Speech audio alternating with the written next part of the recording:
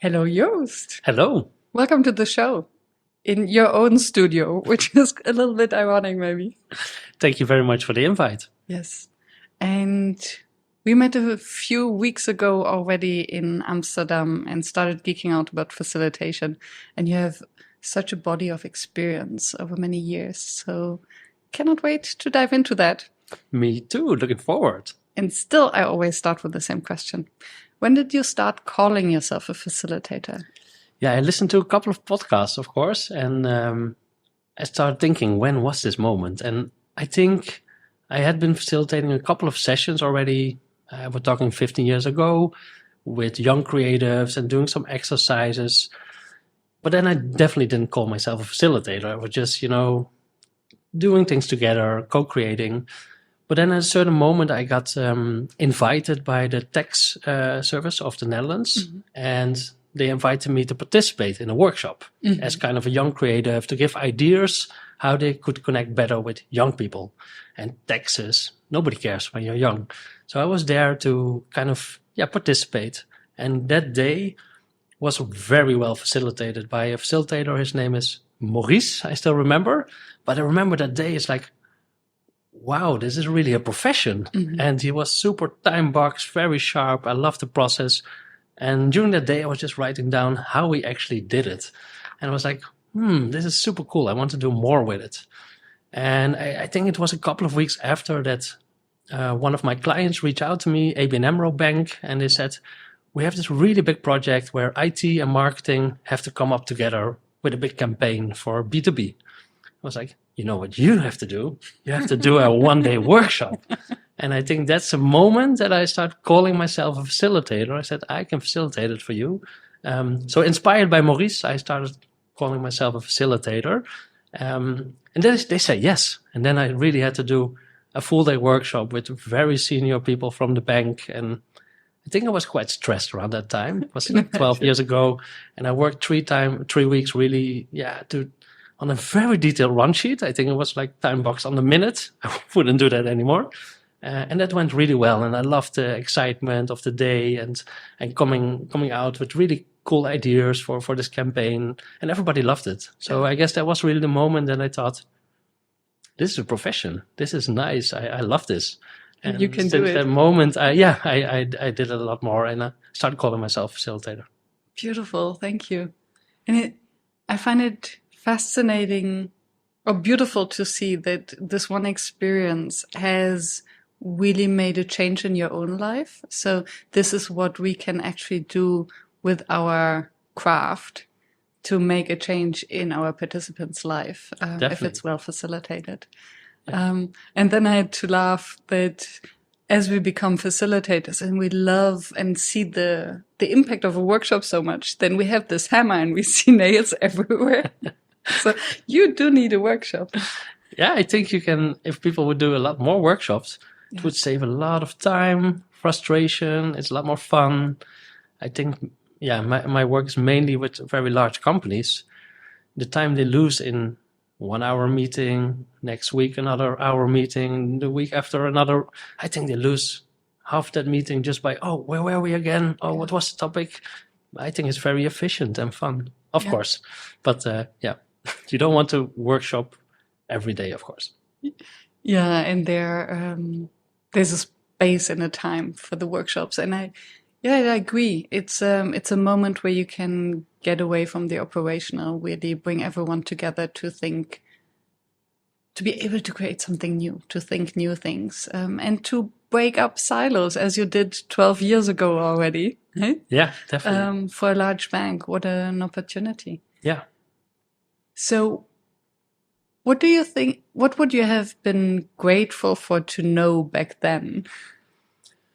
Ooh, that's a good question. I think then I really prepared by myself 3 weeks, and I really thought a lot of assumptions by myself. So if I could go back and advise my younger self, I would say do that process already in co-creation. So what I do nowadays is when I do a leadership offsite, I interview all the participants, and I only start with kind of a 50% program design in my mind. I test it with the leader of the team. I say, hey, this is 50% of the program design. And then the rest, I use the input of the people to actually come to very good program design where all the participants are already on board because they have been part of the development. So that's a big thing that I would change. I would have interviewed all the participants. It's just half an hour each. And that day would have been better even, for sure. Yeah. I can definitely +1 that. Yeah. And the relationship you build with the participants beforehand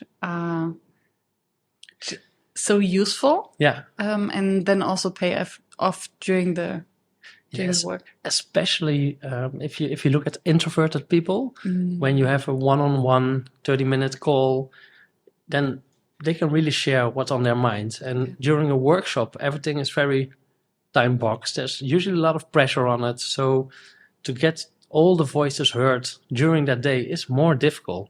And if you already know a little bit more and where the kind of extroverts are, where are the introverts, you can already tailor for that in your preparation.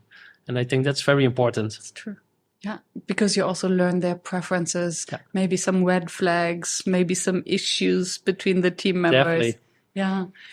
How open are they? You mentioned leadership offsite. So I'm thinking of very busy people. Yeah. How do they react when you say, okay, on top of the one-day workshop that we already agreed, I ask you for an additional half hour? It hasn't been a problem. Actually, the most leaders that I work with, really find it important that the workshop brings value to everybody in the room. So they really send me off also. It's like, ask them that question, what would make this day super valuable for you? What do you want to change? And they're very open to it. I have a couple of clients that are less interested in it. And you also see that then the impact of the workshop is just less because there's not a pre-commitment already from the participants. And I think that's one of the key success factors is really the commitment of the leader, of the participants, and it's just half an hour. Yeah, and so well invested from all sides. And 2 concepts come to my mind. One is having skin in the game. So the moment they have committed this half hour, they already have a little bit skin in the game. Yeah. And the other one is the IKEA effect, that we fall in love with what we have built ourselves. Definitely. So you basically invite them in building the workshop. Yeah, definitely. Yeah, I think the IKEA effect is just amazing. Like, I think building a closet is the same as building a strategy. Involve more people. Although building a closet with 20 people will be very inefficient, but everybody will support that closet. And the IKEA effect. I think there's so much more depth to do in change management, in strategy, by co-creating. I mean, I really feel there's so much valuable still things to explore, actually. And I love the analogy that building a strategy is like building a closet. And I can imagine that you can build an entire strategy workshop out of that, because it's also what will you use the closet for, right? And where will you put it, and whose clothes should actually be in there? And are the shoes also part of the closet or not? New product. Yes. Come out of the closet workshops. Yeah. So how did you go from hosting this big workshop for ABN AMRO to bring, what was it, marketing and sales? There was IT and marketing. IT and marketing together, to now hosting leadership offsites? That has been a very gradual journey. I think since that workshop for ABN AMRO, I was facilitating sessions maybe once a month, and for other companies, just started exploring more. I also did other things back then. And then I think COVID started. And then I just really thought, okay, online workshops, I loved it. It gave a new dimension. Mm-hmm. And you can do bigger groups and more experiential. So then I really started to do it only workshops full time. So then you start doing that a lot, and you work with lots of different leaders, and they just start talking about it. Our scores are always very good. We measure everything, and they just start talking to other leaders, and then suddenly you're doing a lot of leadership offsites, and it just goes like that. And when you Yes, it's the power of the word of mouth. Yeah, definitely. If you're good at what you're doing. And I wonder I'm curious whether you're also then part of the strategy that follows after, because an offsite, there's usually a reason to have an offsite. So it's not an island. There's a context to it. So how do you weave your workshop into maybe a strategy process or change process that maybe someone else is leading? Yeah, I think my assignments can be divided in two parts. So one part is really, I get a team, I work with them for 1.5 months. It's really prep, do the workshop, and that's one-off sessions basically. And the team is your team or a team? No, a from team the client? from a client. Yeah, so it's really like, very 1.5 month, bum, and you just work with where they are in their strategy. Yeah. There's other teams and clients that I work. For example, one is the business sustainability leadership team that I've been working for 3 years now. And then it's like every quarter you do the session. I speak to the people, I speak to the leaders, and I'm really part of their journey to become more sustainable as a company, which is not an easy journey. And it's interesting because then you also get more topic expertise. So it's not only process, but it's also topic. And it's also people. So where would you draw the line between coaching? Because if you accompany a leadership team over 3 years and you're the person who prepares their offsite every time and you have these interviews, you're becoming like a coach for them as well, right? It's a very interesting journey that honestly, like a couple of months ago, I didn't really think about it like that, coaching. However, I just came back from holidays and there I read the book $1 Trillion Coach. And it's amazing American title, of course, like very American. But it's about the kind of facilitator coach that worked with the Google leadership team.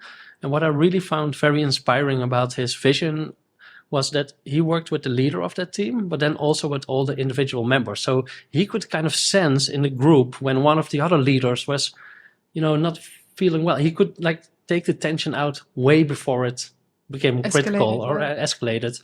I thought it was very interesting. So it's something that I do on a very basic level now. With some of the of my clients, I really do a little bit of coaching, but then it's more, how do you show up during that workshop? So it's like prepping them for that.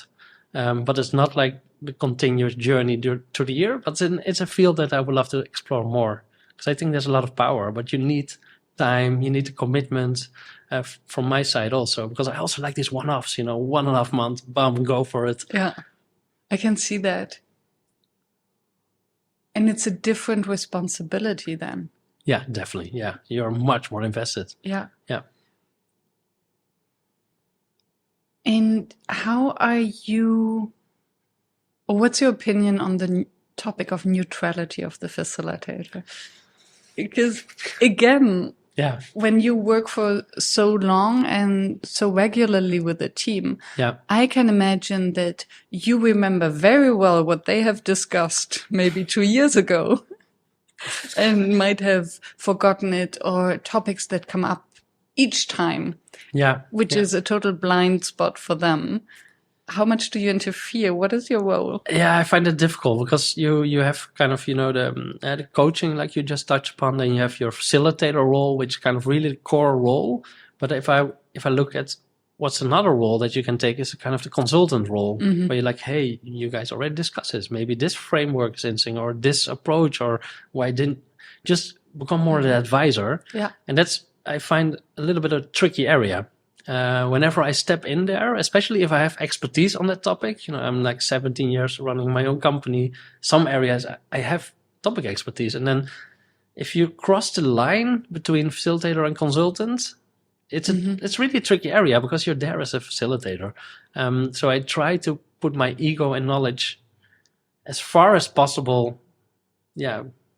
Keep it for me. But it's a difficult line, especially when you work a long time. You really have to feel like, just give advice. But something that I find difficult, actually.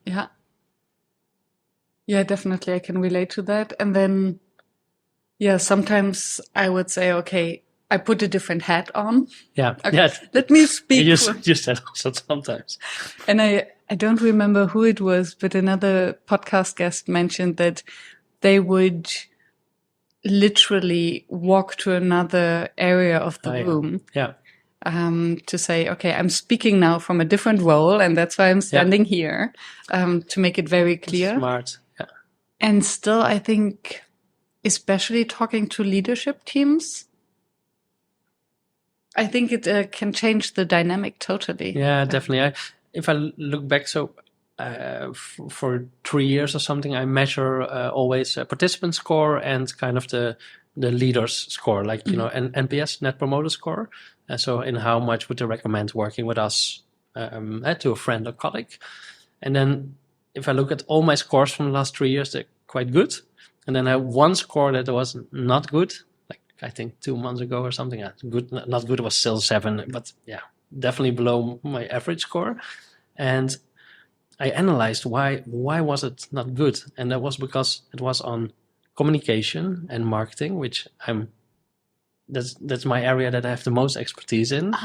And I think I gave way too much advice and consultancy in that session. And I analyzed it with a couple of participants afterwards. They said, no, it was really nice. But then I dig deeper, and I think it was that I overstep and really was more than a facilitator. And that was not, it was a one-off session. I didn't know the team at all that good. And I don't know, I just went way too much in, oh yeah, you should use AI. And like, I went too far there. And it was really interesting because, what is this line between facilitator and consultant? I don't want to be a consultant.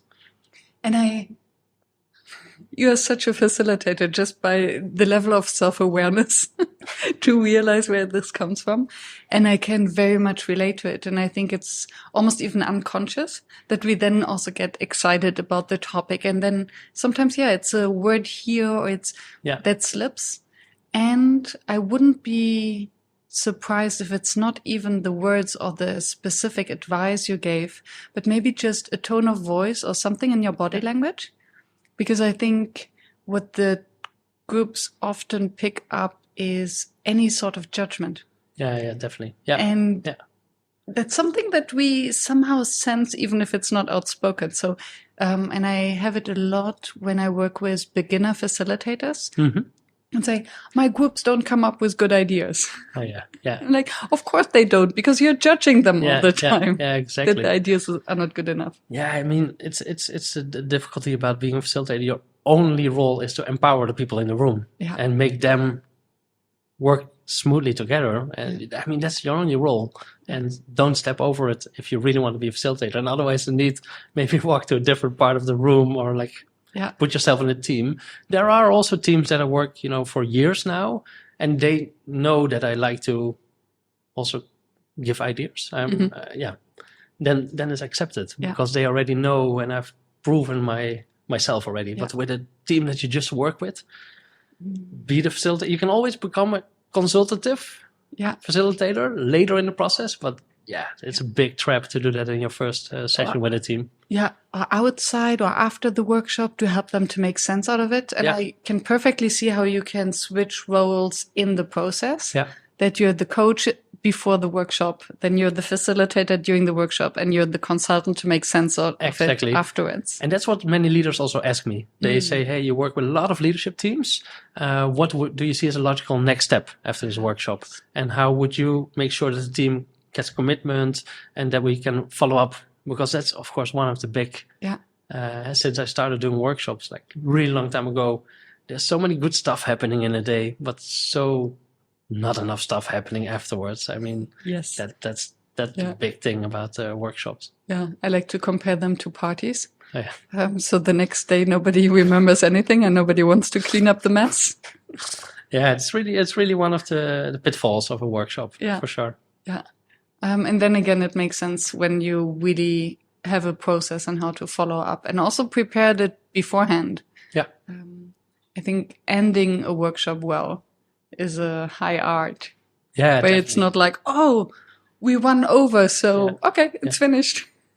Yeah, usually my workshops are like kind of 2 parts. So one is really the, connection piece, building trust, having courageous conversations, and really no laptops, nothing. It's really like very, very intense.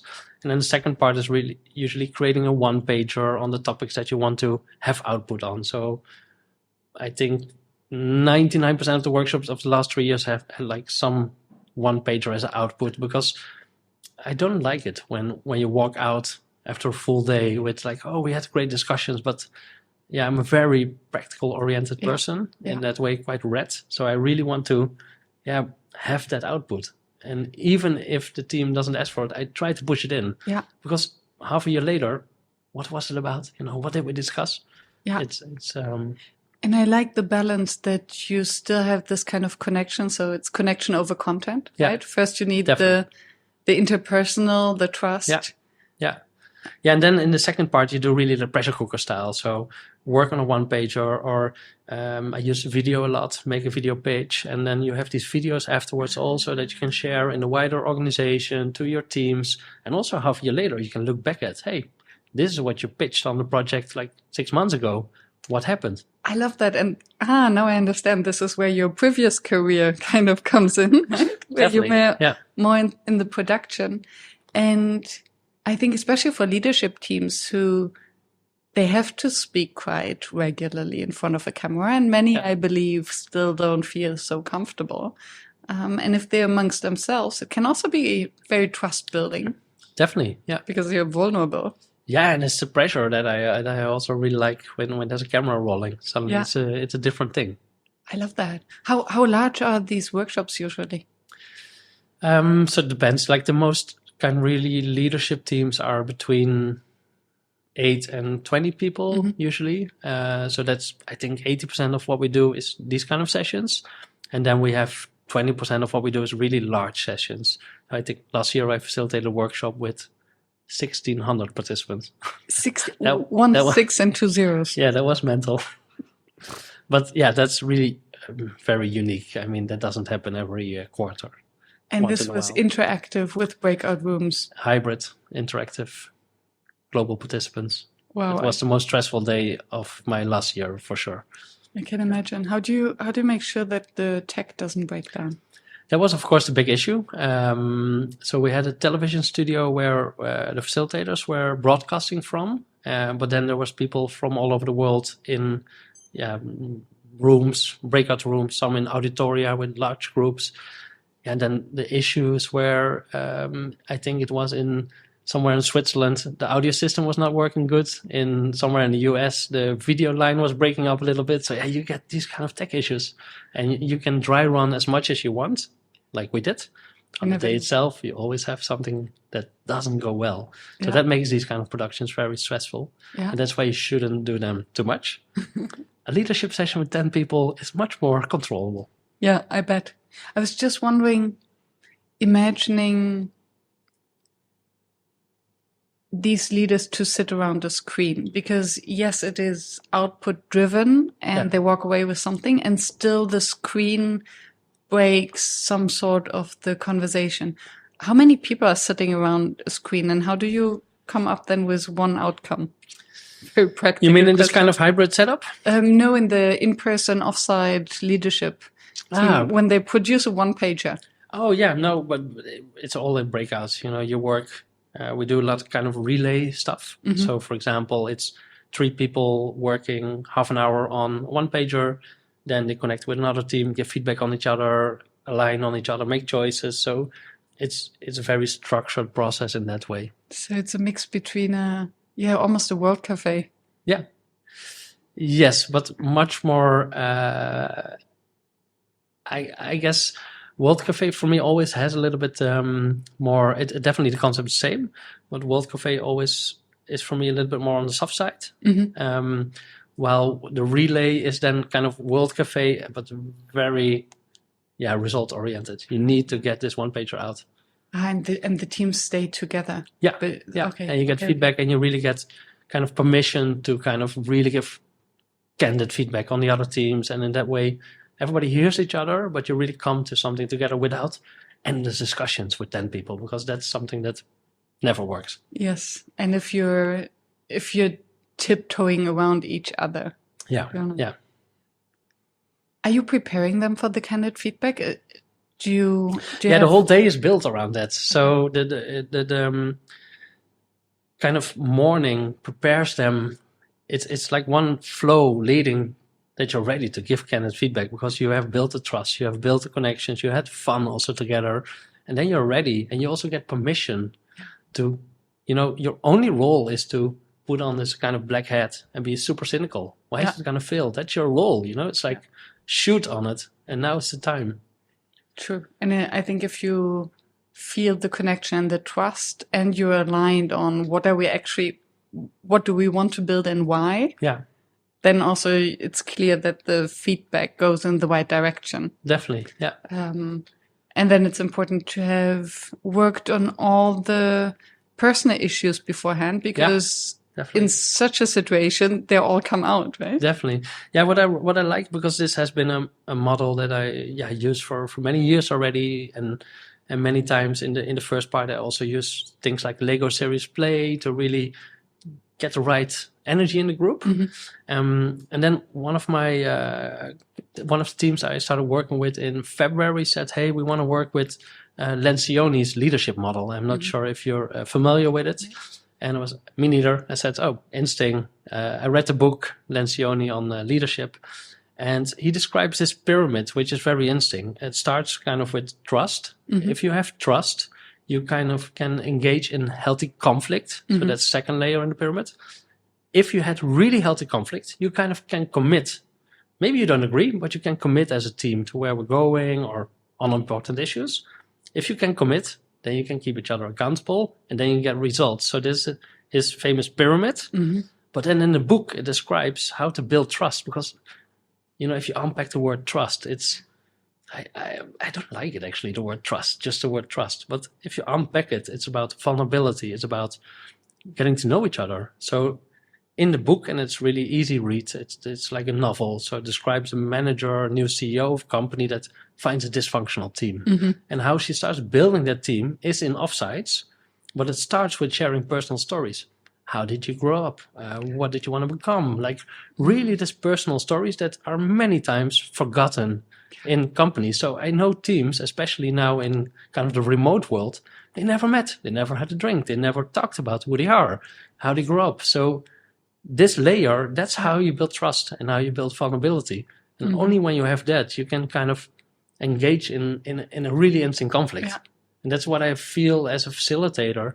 Your role is to get as fast as possible to the level of conflict. Yes. And beautiful. Yes. I've never looked at it like that. To get as fast as possible to the level of conflict, healthy conflict. Yeah. That's why you bring value, no? Yeah. I mean, you've been also in workshops that always stayed under control and, nice, and, everybody liked it. But the moment that you feel, ooh, this can go wrong, that's where the magic is. That's where you bring actually the value as a facilitator. And that needs to happen. And then it needs to happen in this controlled environment in order to break through to the next level. I think it's like in every romantic relationship. Yeah, definitely. If you don't have the conflict, you don't have the opportunity to go deeper connections. Together. Yeah. And to come back to this opportunity to build the trust and what you said, especially in the online remote world, I think for leaders to speak about on a personal level is already difficult because usually their direct reports don't really ask them. So they might listen to their direct reports, but nobody asks them. And very few actually use breakout rooms or these turn to your neighbor or engage with someone in a normal online meeting or even in any meeting. It's sad because that's something that I really strongly, and it's proven. It's like basically why the reactions on our online sessions are very good from the start. And that's because normally if you have a 1 hour or 2 hour session with your team or a wider group, many times it's like half an hour sharing a PowerPoint or something. But if you would, and that's our advice to all leaders, if you would take that PowerPoint, you can still give a PowerPoint, but why don't you make it 5 or 10 minutes and then 20 minutes ask in the Zoom questions or give me feedback on it, or this direction, where do you see bottlenecks, where do you see enablers? people will get much more invested. Yeah. And they will actually also actively listen to this 10 minutes. And I don't understand why these mechanisms are not used too much. And if you look, for example, at Jeff Bezos at Amazon, he says no PowerPoints, and that's smart. You know? Everything is on a one-pager, right? Yeah, At Amazon. Really smart thinking, I think. And I think also expecting everyone to have the guts to then actually speak up immediately in front of everyone, that's a big ask. So give them the opportunity to first discuss in small groups, because this is what we would do in the real world, right? Yeah. Before saying something in front of everyone, risking that I might say something stupid. I first exchange a glance, I talk to my neighbor, I do stuff, right? Definitely. And I think we have to replicate that in the online space. The nice thing is, and that's what I find fascinating about the online space, is you, of course, have a lot of tools available that you can leverage to give feedback anonymous, or like see where the sentiment of the group is. I mean, tools like Mentimeter, for example. And if you look at when we do very large sessions, we do a lot with Mentimeter. It's just a great tool. You leverage all the data. Yeah. People are scoring. You can say, hey, the 10-minute presentation on the strategy. Score from 0 to 10, how clear you thought it was. Put like 3 bottlenecks. I mean, you can all put it there and it just pops out and emerges. Yeah. And that's fascinating. That's some things that you can also do, of course, offline when you're really in a room, but it feels more awkward to use those tools. Yeah. But I'm trying to do more because I like the effect of it, that you really can get kind of more objective data on the table. Yeah. The fast feedback. Yeah. And now that you mentioned before that you're asking your participants for feedback. That's how you know the Net Promoter Score. Yeah. And I love that. And I think many of us, me included, are not doing this enough. So what are the questions that you usually ask after a workshop, and how do you self-assess, evaluate? Yeah, good question. So we have 2 surveys. It's a type form. It's just one of those tools you can use. And we always close the workshop with it, or just before the closure. So nobody ever fills in a survey after workshop. Maybe the nerd of the group, like 1 out of 20 people. So we always ask it in a workshop. So you build to the end, you put on nice music, give 2 or 3 minutes for the participants to fill it in. And then the leader actually has, on that moment, the survey in his or her email. So they have 2 or 3 minutes to, at the moment, give a score. So that's what we ask. Score it. Then one thing you liked, one thing that could be better, and a thought you want to share. That's it. That's it. And that's always been the same. And I don't think I will change it because it's fast. Yeah. And I just need to know. And what I can say is, like, the leaders... our scores are usually between a 9 and a 10 because we deliver also on their original briefing. Participants can be different because sometimes it's a very confrontational workshop. And then some participants are scoring it like really low because it has been a very confrontational day for them. But on average, if we're very happy if a participant scores above an 8, we think it's very successful. Yeah. And a leader 9 or 10. Otherwise, it's not... Yeah, we don't think... Then we actually call them and say, hey, you gave an 8. What's up? So much to unpack. One is, it's interesting that the participants score lower, and I wouldn't be surprised that if you ask them a week later or 2 weeks later, the score might be higher because then it lands and like, oh, or because of this conflict, now I have a better relationship with my colleagues, or with the leader, or it initiated something. Yeah. So that's interesting. And it's good to have this caveat in mind. And the other thing is that by designing or by you having an interest of the group to have calm 3 minutes at the end, you must design your session in a way that you actually end 10 minutes in it earlier than expected. Yeah, definitely. So that you have the checkout and the calm down, so that you do have the 3 minutes left without everyone saying, what the hell? Yeah, true. You cut us short. We couldn't finish the workshop and now you want us to fill out your survey, right? Yeah. So, I love that because you're basically nudging yourself Yeah, definitely. to be rigorous on the timing to end on time. I still don't like it as part of at the ending. I mean, I still would prefer not to do it, but it's so essential that you capture the data. You learn so much from it. I know exactly why people like our stuff. I know the things that were really great for them. It just gives you so much insights to keep improving. Yeah.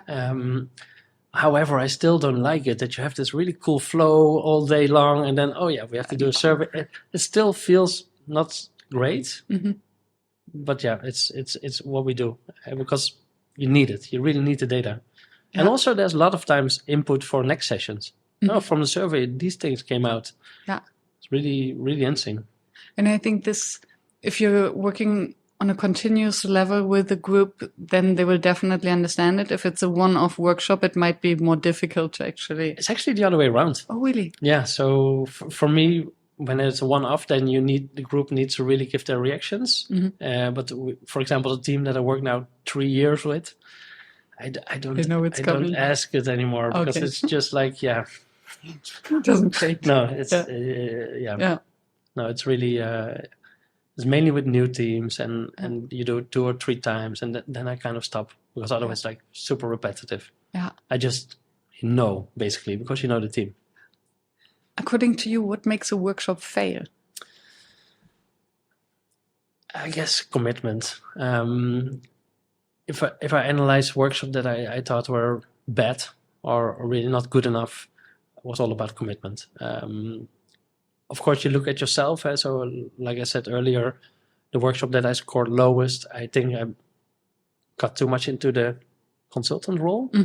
But then, of course, I analyzed that was part of it. The other part was the leader dropping out the first hour of the workshop. Like that kind of commitment. And then I had another workshop in Italy a couple of months ago.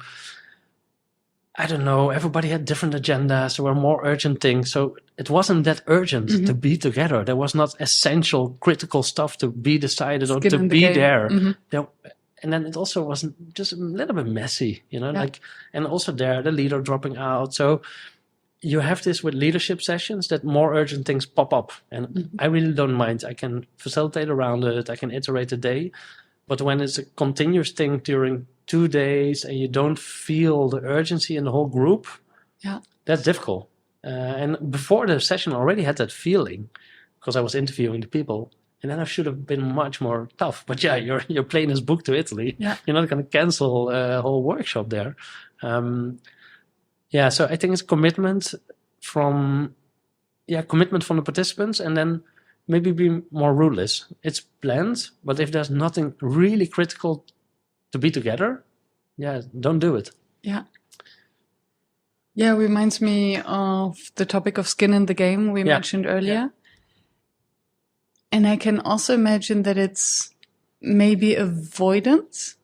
So it can either be, it's not important enough, so they give priority to everything else, or there is indeed a sort of conflict or something that is unresolved, and then it's maybe even unconscious that everyone tries to avoid it or to sabotage. I really like that you touch upon that because, I analyze a lot, and also with that team, I've been working a long time. So I also had some conversations after that, and there were a couple of during the 2 days. There were a couple of agenda items that were super valuable, and as a facilitator, I should have iterated the program even more and only focus on those, and cut out the other crap, or ask the whole group, what is now essential?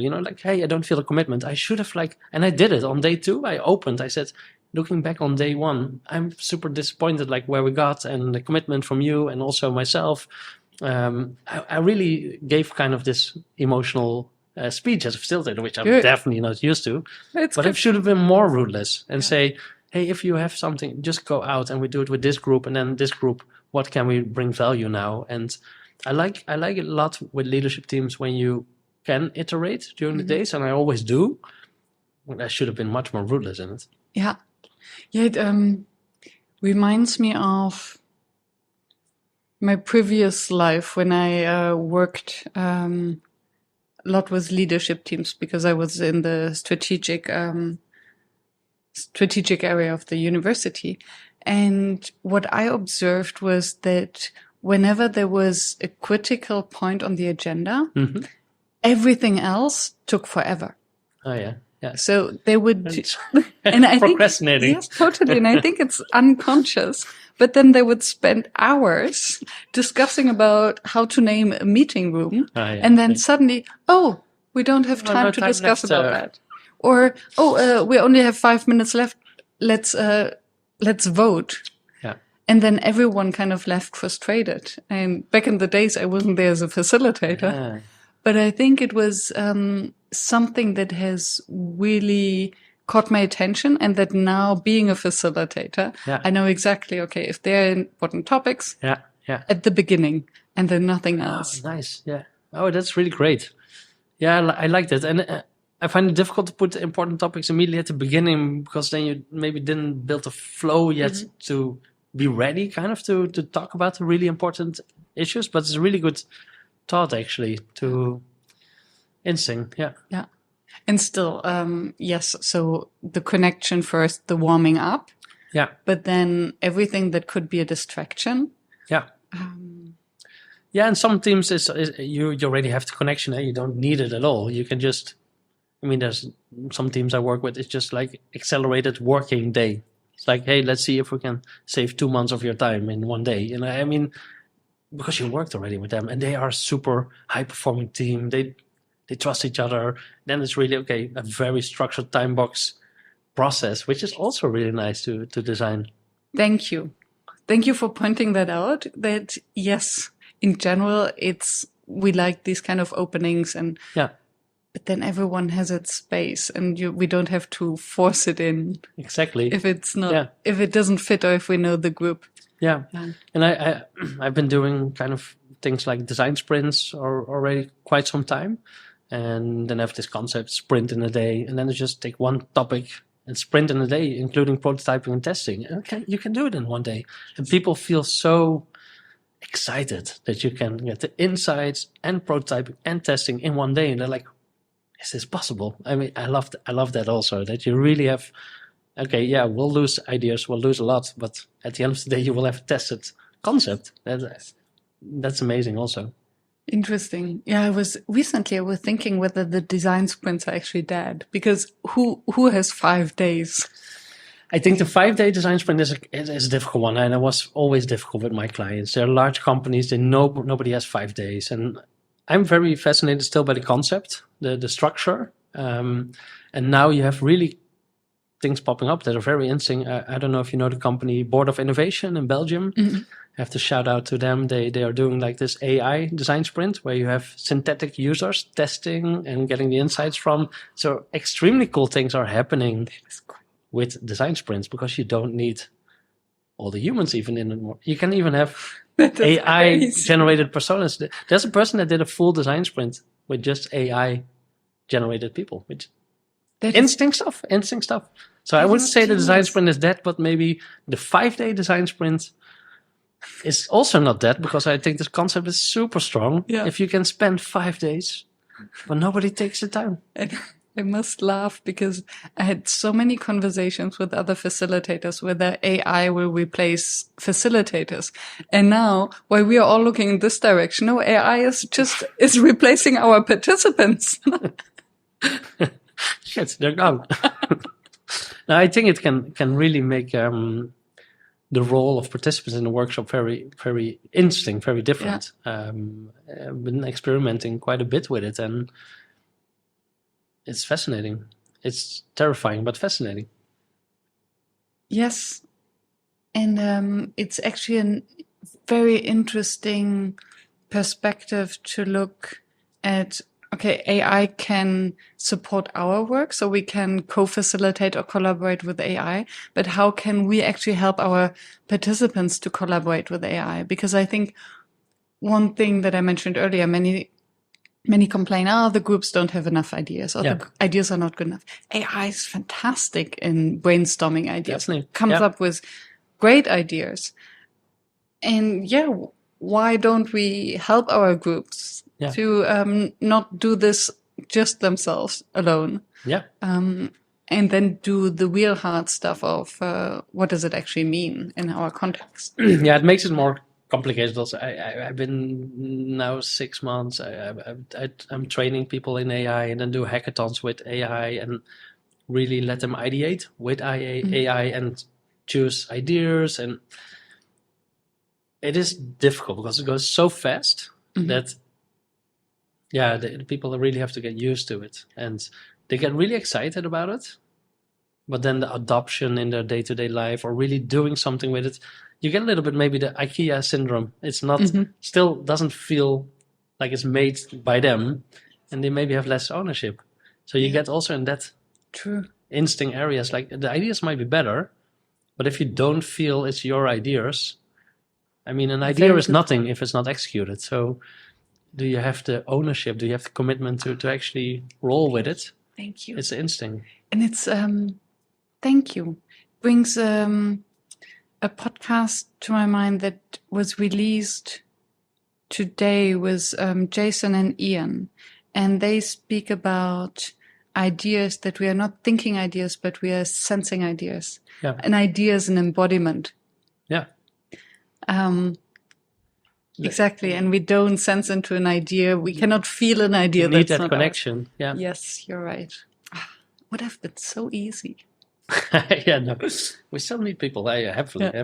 Yeah. I actually think the role of facilitator will become more important. Yes. Because it's much more... Why do you think that?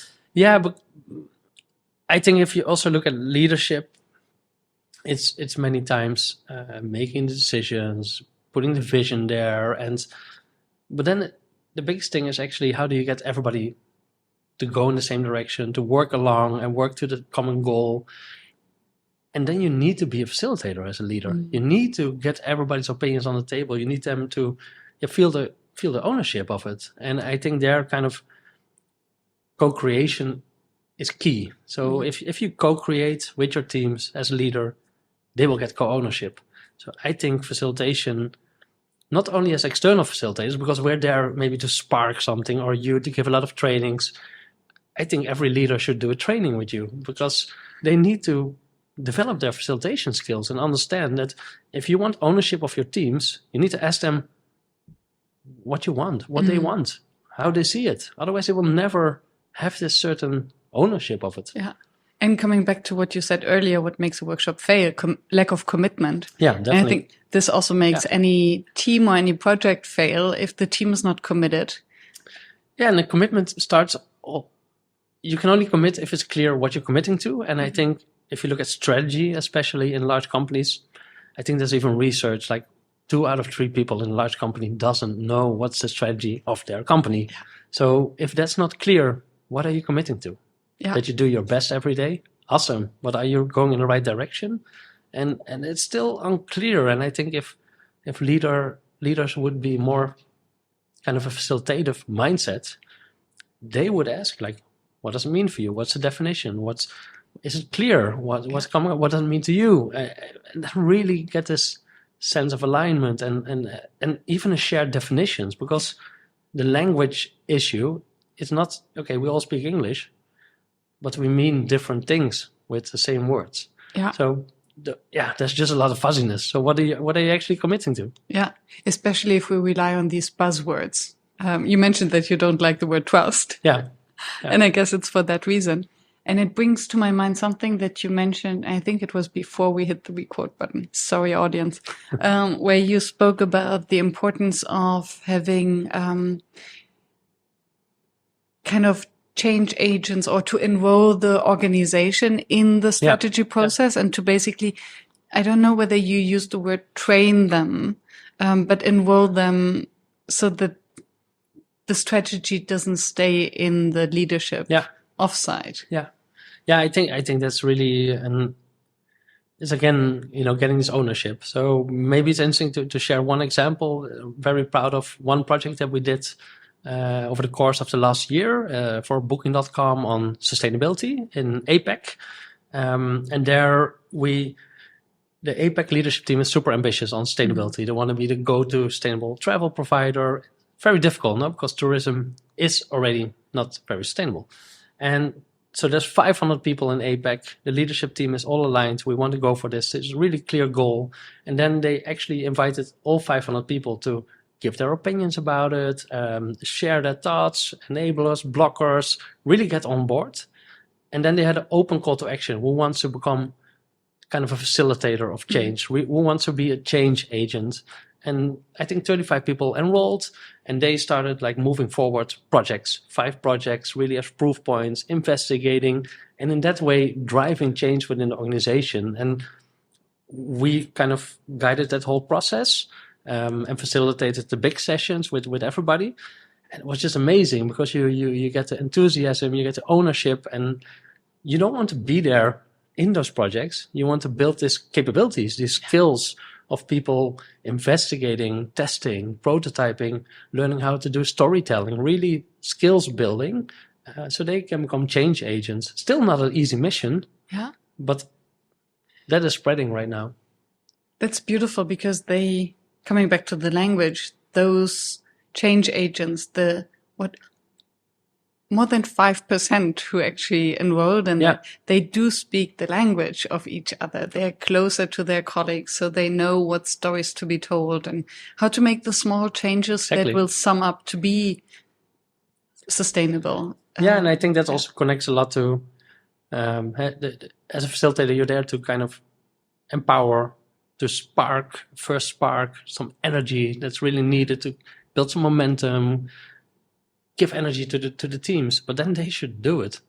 You're not there, you're at least, I'm not there usually in the organization. And it's not our role to be there, right? And I think that speaks so much to the understanding of what a facilitator is, the trust that the wisdom and the capabilities are already there, and we need to spark them. Maybe we can train, but actually we empower and we help them to build the structure to then have an impact. Yeah, definitely. And I think the kind of the toolbox that you have as a facilitator, that's a toolbox that should be used a lot more in everyday, day-to-day business, because it makes life more fun, more easy, more efficient. Yeah. Speaking of toolbox, and we spoke again while warming up about exercises and activities. Do you have a favorite activity? There. Can I mention a couple or? Sure. How much time? No, I have a lot of favorite ones, but I guess the one that I have been using the longest, even already with the first session that I call myself facilitator back in the days with ABN AMRO Bank. It's a sailing ship. And I guess it's quite classic. It's a sailing ship, and what I like a lot, you can give a lot of different meanings to that sailing ship. It's most commonly used in retrospectives, where you look, okay, what was the wind in our sails? What are the anchors? And just these metaphors you can use on a project, on a team, on a company, on a sustainability strategy. It doesn't really matter. You can use this sailing ship metaphor. So what's the wind in our sails and what are the anchors? And then following that process, what are the anchors we really have to cut? Because the many brainstorms stay a little bit above the surface. So we talk about, it would be great if we do this and this and this. But where the real value is, what you should unpack as a facilitator is what keeps it stuck. And you have an excellent position to do that as an outsider. Really drill into, why is it not moving? Okay, time. Okay, but what are you prioritizing? Really dig into these anchors. So in that way, I like the sailing ship a lot. And you can build on that metaphor, of course. I think I did one time a 3-day workshop completely around the sailing ship. Okay, where are we sailing to? What are we carrying? How's the wind? What are the rocks under the water? What's the stinky fish? You can really do with the stakeholders. I also like that it's like storytelling, true. It's really nice. It gets it's sticky. It's sticky. You just really understand the metaphor. It's so easy. In that way, it is a tool that I've been using a lot. It's my favorite. I'm not sure. It's just my most used tool in 15 years of facilitation. Yeah, I see that. Yeah. And Lego series play maybe because it's just brings out really interesting things always. Did you ever experiment with Lego series play? No, not yet. You should. Yes, I heard so many good things about it, and I had Sean Blair on the podcast actually twice. and how he described to help teams to think with their hands. Yeah. And to build metaphors and to speak about it makes total sense. Yeah, it's a very nice way to get people into the nice flow, the great energy, because it's fun. And you can do, I did the facilitator training 4 years ago in Copenhagen, which is a 4-day training. And it's quite rigid, let's say. It's really used for quite high-level strategy building, scenario planning. I hardly use it like that, unfortunately, because you need a full day. And the leadership teams I work with they cannot commit to it, basically. So I use it in a workshop, maybe 1-2 hours, just to build a team, maybe do a little bit of playing around how the team functions or team dynamics. That's it. But it builds trust. It builds really space for courageous conversations, because I can easily ask, hey, what does this thing just build stand for? It's just an easy metaphor. And in that way, it's very powerful. And it creates focus. Yeah. So people cannot think of their full agenda, their emails, their phones, if they are with the Lego bricks. Yeah. Everybody wants to play also. It's nice. And that's what I love about the craft or the professional facilitators. As you mentioned, you have these tools in your toolbox and you don't have to apply them as you learn them, but they just become one aspect of the entire landscape that you can use. I'm still looking though for leadership team to do a 2-day session with, just with Lego, because what I learned there in Copenhagen. So these were the guys that really invented Lego series play like 25 years ago. And you learn there, really like building a whole landscape. So you build a company, then all the stakeholders around it, and then you start playing scenarios. What if a global crisis happens? How does this evolve? What happens when, I don't know, pandemic hits? Like what happens? And you really start visualizing the whole scenarios with all the stakeholders around it and the impact it has on the company and the teams. And then it's almost like a constellation. Yeah, it's a constellation. It's a huge constellation. And I still remember the visual from that day. And it was like just a mock-up company, just like an example. And I still remember how it looks and the connections. And it just gets really, it's a really big mind map, which is amazing to have as a visual. Because people see different things in their head, but now it's actually one thing. Yeah. And an emotional connection. Yeah. So if there's a leadership team that wants 2 days of Lego, give me a call. Yes. All the contacts in the show notes. After all these years, what remains your number one facilitation challenge? It's 2 things. I think the ego part, the consultancies, that still is a challenge for me sometimes. Now I'm getting more experience. That's more personal. But my main thing that I really hate about workshops and facilitation is so many times not enough happens after that. So there's not enough time prioritized to really do something with the output. So there's so much valuable stuff, and I put in also so much energy as a facilitator to get the group there. And then at least with 75% of sessions, I think the outcome could be so much bigger. So I hate it that still, and that's from the start. I had this feeling like, great, love the energy, but yeah, the ideas or the commitments are not followed up in the right way. Yeah. And that's something that I still find a little bit challenging. Also, we tried measuring more data. So what happened after 3 months? And yeah, that was also super difficult. It became it's very difficult to kind of prove the business case, the value, the real output, like really measure what happened with it. Yeah. And it's something that is still an area that I find very challenging. I know it works, but it's very difficult to put really the data under it and that proves it. Yes. And it's not in our hands. And I think this is where then the leader comes in, maybe project managers, the team, how committed are they? How much do they believe in it? And how much time can they actually allocate to not only the implementation, but to the behavioral change. Yeah. And what just came to my mind are, from my previous life as a researcher, I was in behavioral economics, right?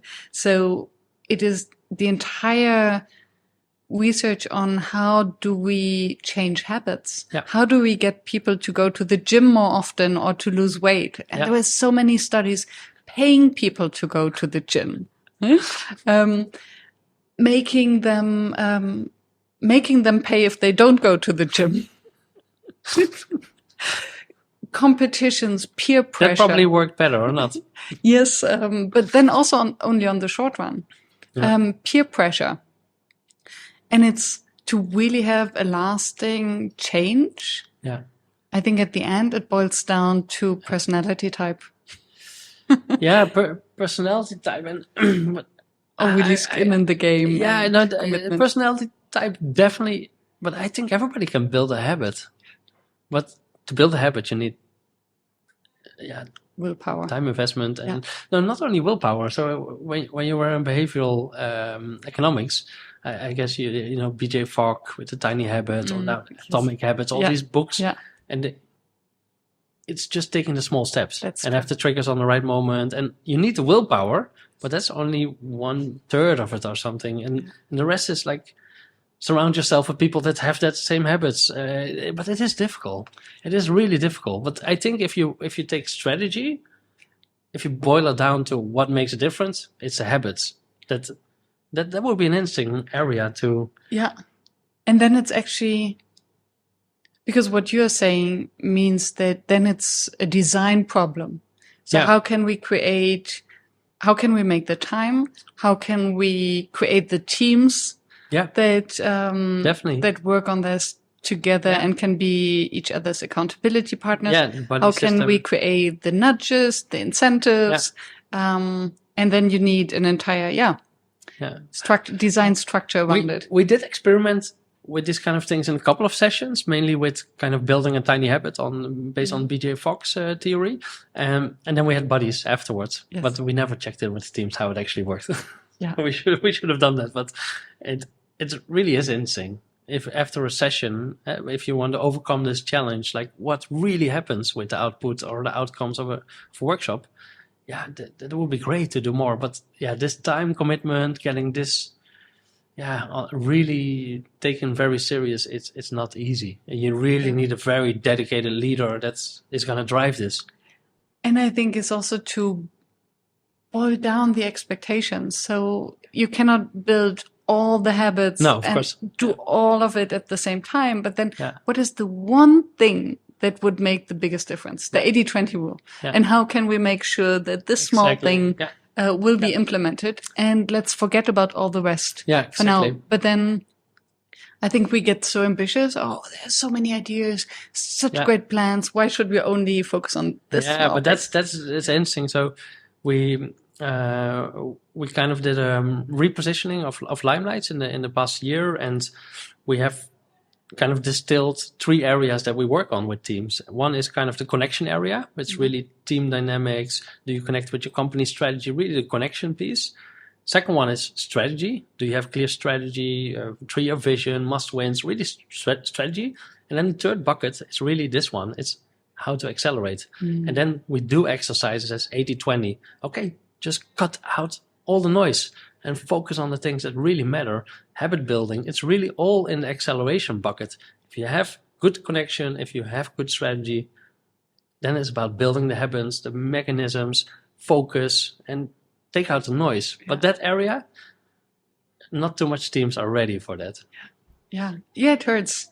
And I think to let go, to kill our darlings, reminds me of, I think it's a Warren Buffett to-do list. Mm-hmm. So you write down everything that you want to do. Yeah. You put it into order, and then you look at the first 3 or 5, and all the rest comes on the to avoid at all cost list, because these will be the distractions, procrastination, all that stuff. Yeah, I think this killing ideas, killing projects is very sensitive for many teams. I even talked about this morning when I was interviewing somebody. And last year we were in Warsaw for a workshop, 130 people leadership team. and it was great. We had this concept was an idea from the client, really amazing. It was called cutting the tail. And then they anonymized all projects, and then the teams had to decide which ones to kill. And it was just great because it was not the sensitivity of, hey, John or Maria is owning this topic, sensitive, we cannot know. It was just like, look at the facts. All the facts were presented, and you have to kill now 4 out of 10 projects. Which ones do you choose? And it was really great. Not easy. It took a lot of preparation. Yeah, because you need to know the metrics. Essential. Yeah. Because then you really want to be sure that you put the right metrics out there. Yeah.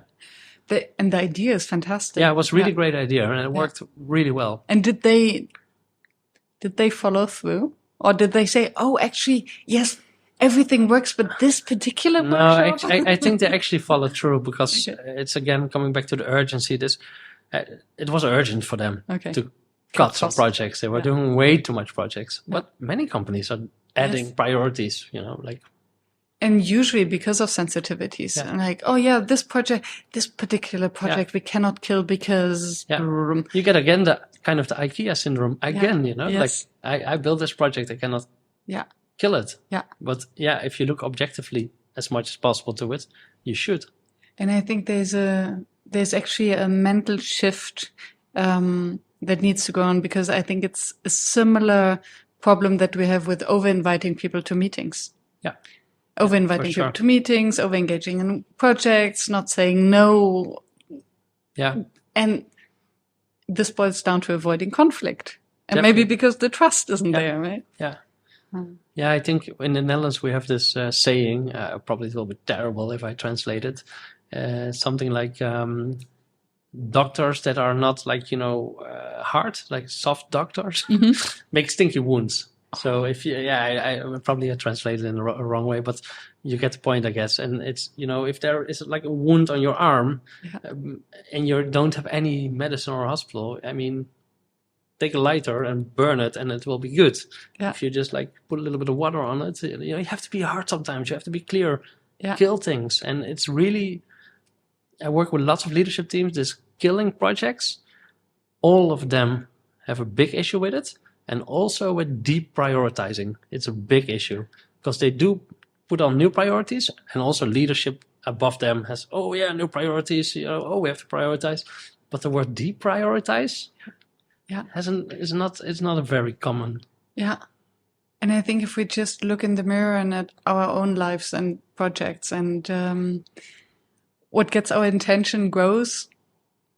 And for me, it was the moment that I decided what not to do anymore, realizing what doesn't give me energy. Suddenly, the stuff that I did commit to do started growing. Yeah, definitely. The saying no is a very it's a challenging one, no? Saying no. Yeah. And for me also personally, it has been one of my challenges because I'm a very enthusiastic person. I love to say yes.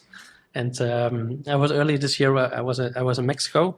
You don't see it anymore, and the podcast viewers definitely don't see it. But I have actually a little no tattooed here on my arm to say more no, because it brings. If you say yes to everything, you say no to your own priorities. Yes, and it's something that is super difficult because you don't want to become this no person. But still, if you do, and a no can feel like a gift, I think, also to others. I think clear boundaries, then also, so I'm totally with you. I'm also learning to say no more often. Maybe I also needed it too. I need it bigger because it's not really helping, to be honest. No, on your forehead. I think communicating our boundaries and our no's then also gives permission to others to communicate theirs. Yeah. And I think if you can trust that the other person will say no, I think especially in group dynamics, in group context, if I can trust that you will say no if it's too much, then I can offer as much as I want. Yeah, exactly. Without thinking on your behalf or tiptoeing. Yeah, is it good for you? Can you really handle it? Yeah, no, it's definitely an interesting point. And it's just very challenging because you're kind of wired to be positive, be enthusiastic, and say yes. I mean, for me as a facilitator, what I find frustrating if I look at people dropping out of a meeting sometimes, like out of a workshop, and then it's the leader itself.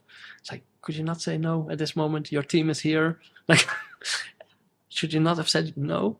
But sometimes it's not possible, apparently. But I think no makes you a stronger person. Totally. And it sets, you show what you stand for. Yeah. And everyone's day has 24 hours. Yeah. So I don't have time is not an argument. I have different priorities. Yeah, that's always the case. Yeah. And I think also if you want to become a better facilitator, you probably recognize this, that you get a brief from a client that's we want this, we want this, we want this, we want this. And if you say yes to all four, it won't be that great of a session. Yeah. So you have to say no to 2 out of those 4, or maybe even 3 out of those 4. It will make your sessions a lot better. And your clients will love you more for that. Yeah. But it's difficult, to stand up. And I mean, I think that's also looking back at quite some facilitation.